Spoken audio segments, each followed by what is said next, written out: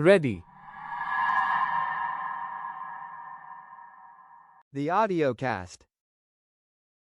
If you found a body in the woods today, would you be more afraid of the killer?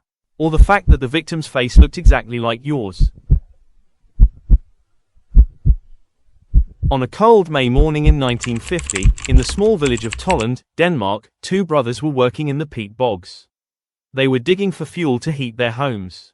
But as their shovels hit the deep, wet mud, they struck something soft. Something that didn't feel like wood or stone. They cleared away the black silt, and what they saw stopped their hearts. It was the face of a man. He looked as if he had just laid down for a nap. His eyes were closed. His eyelashes were perfectly intact. Even the faint stubble of a beard was visible on his chin. Terrified, the brothers called the police. They were certain they had found a local boy who had gone missing a few days earlier. But the police were confused. There were no missing persons in Tolland. And as the investigators looked closer, they realized the truth was far more terrifying than a modern murder. This man wasn't from their century. He wasn't even from their millennium. How is it possible for a human body to stay fresh for 24 centuries? Usually, when we die, nature takes us back within weeks. But the European peat bogs are different. They are nature's most mysterious time capsules. Inside these swamps, there is almost no oxygen.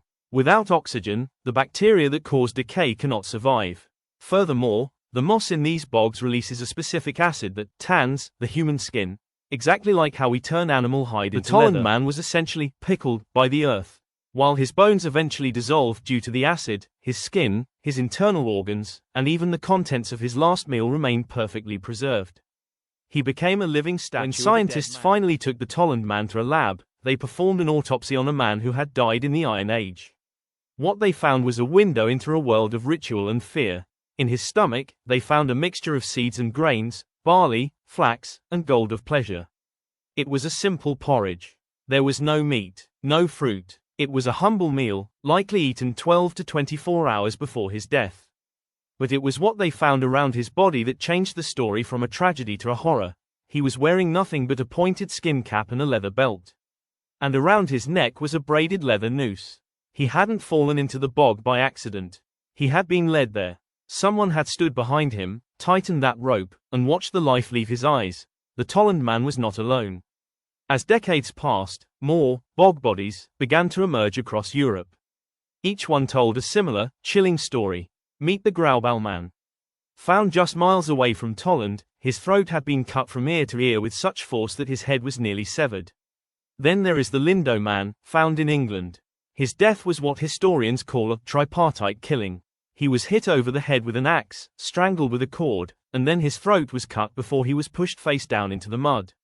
Why? Why would ancient people go to such extreme lengths to kill one person? Historians believe these weren't criminals being punished. These were gifts to the gods.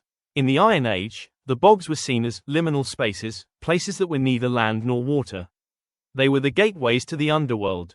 To ensure a good harvest or to stop a plague, the tribe would offer their most precious thing, a human life.